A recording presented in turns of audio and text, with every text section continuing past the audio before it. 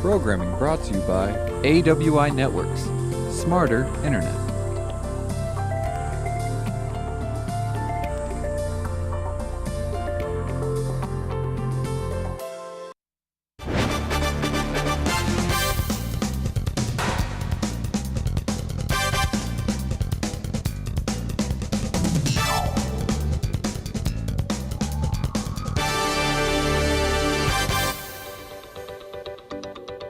Thanks for joining St. George News at 8. I'm Marissa Sarback in for Scott Beadle. A St. George man accused of killing his wife on a cruise to Alaska has been indicted for murder. A federal grand jury returned an indictment Wednesday charging 39-year-old Kenneth Manzanares with first-degree murder in the death of his wife, Christy Manzanares. The couple had been traveling with family aboard the Emerald Princess last month on a week-long cruise along the Alaskan Panhandle. 2 days after the ship left Seattle, Manzanares was found dead. When the family members asked Kenneth Manzanares what happened, he allegedly replied, "She would not stop laughing at me." He then allegedly grabbed his wife's body and tried to drag her over to the balcony, but a family member stopped him. A police evidence technician has been charged with misuse of public money, the Hurricane City Police Department announced Thursday. Kurt Tanner, an evidence technician for the Hurricane City Police, is accused of selling off evidence-related items without permission. Hurricane Police announced over Facebook Thursday that an employee misconduct investigation began earlier this year. An audit also was conducted at the same time. The items sold were related to a case that was closed and is no longer active. Police say Tanner has been placed on administrative leave. He has also been summoned to appear in court on September 19th.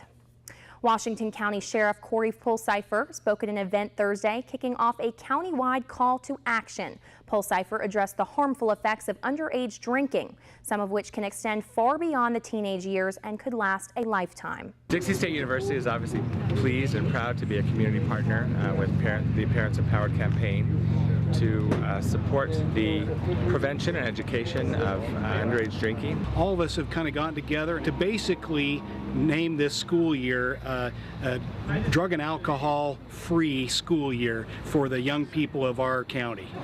Parents need to be involved in their kids' lives. They need to know who they're out with, they need to know what activities they're doing, and try and get your kids involved. And the fact is they're getting the kids involved, giving them things to do, teaching them about community involvement, the importance of being part of what's going on, and that there are these other dangers and things that exist out there and that you need to stay away from them. You can have fun and do a lot of things without having to turn to drugs and alcohol for your enjoyment.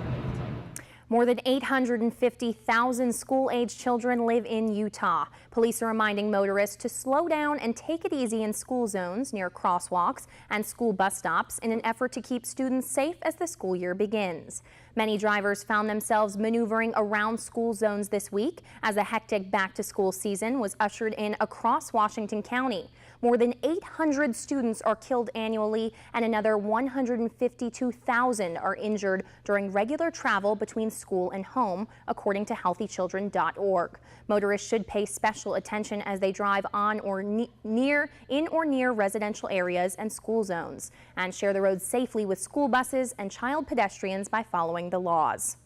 While a rare event, the total solar eclipse will be here on Monday. Although southern Utah won't be in the path of totality, the region will still be treated to a spectacular partial eclipse. However, this doesn't change the fact that anyone attempting to view the eclipse should use some sort of protection, either solar eclipse glasses, a number 14 welder's mask, or if all else fails, a pinhole viewer.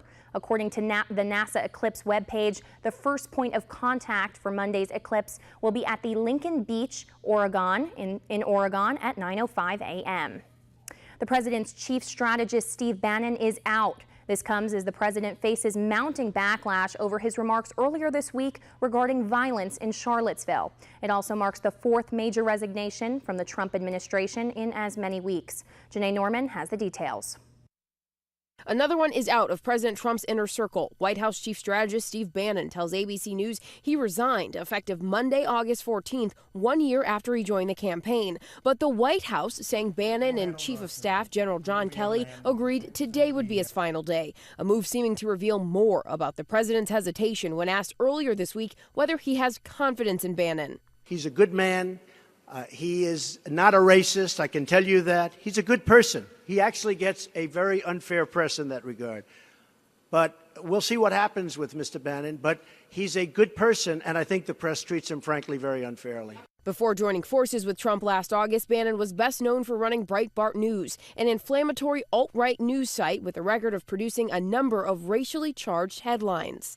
I've never sat down with Steve Bannon and said, hey, are you a white nationalist or a white supremacist? But I think the toleration of it by Steve Bannon is inexcusable. Earlier this week, in an interview with the American Prospect, Bannon called the so-called alt-right a fringe element and a collection of clowns. Word of the resignation comes as President Trump finds himself under fire for taking 48 hours to denounce white supremacists and neo-Nazis by name, only to later backtrack. Many close to Trump had privately been urging him to fire Bannon in recent weeks. You've been tough on Steve Bannon. Does he have to go? Well, I think the president knows what he's going to do with Steve Bannon. Which is what? Well, let's leave it up to the president. It's his decision. But I mean, at the end of the day, I think the president has a very good idea of who the leakers are inside the White House.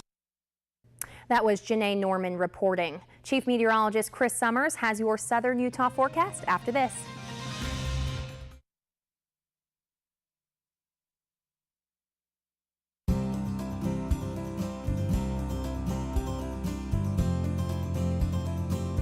The weather tonight is brought to you by AWI Networks, smarter internet.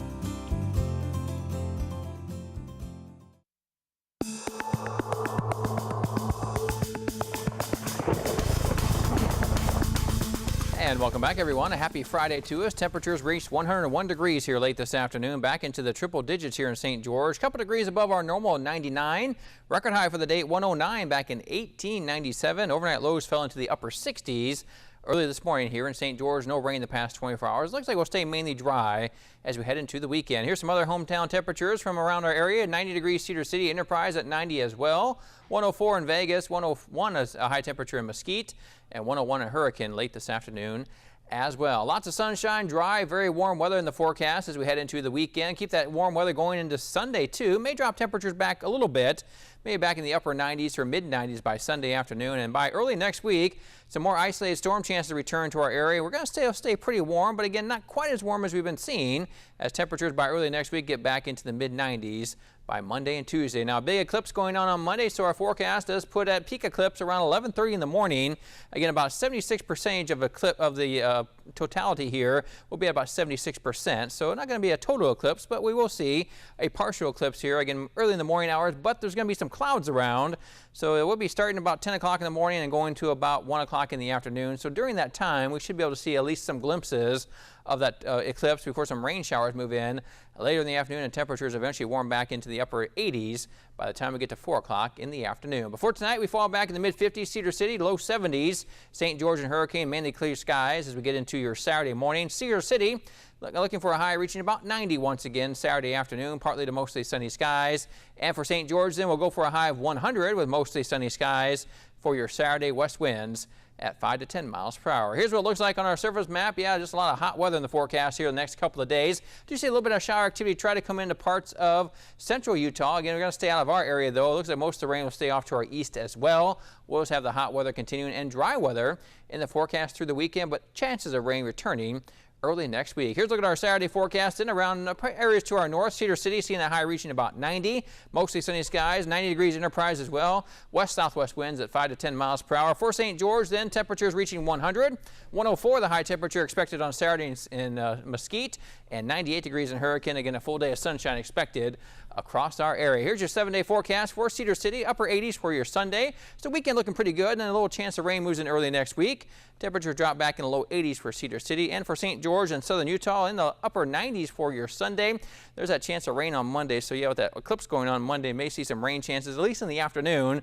That means we also may see some clouds, though, through the day, too, on Monday. Temperatures drop back in the low 90s, so not too bad temperature-wise, and getting back into the mid-90s for the rest of next week with a few clouds and sunshine in the forecast. So it's going to be a warm one this weekend, that's for sure, but then a little cooler next week, back in the low 90s by early next week. I'm just hoping everybody can see a little bit of that eclipse. I think we'll get a little glimpse of it anyway. I think the clouds will break up enough to hopefully see part of it anyway. All right, thanks, Chris. We'll be right back after the break. Stay with St. George News at 8.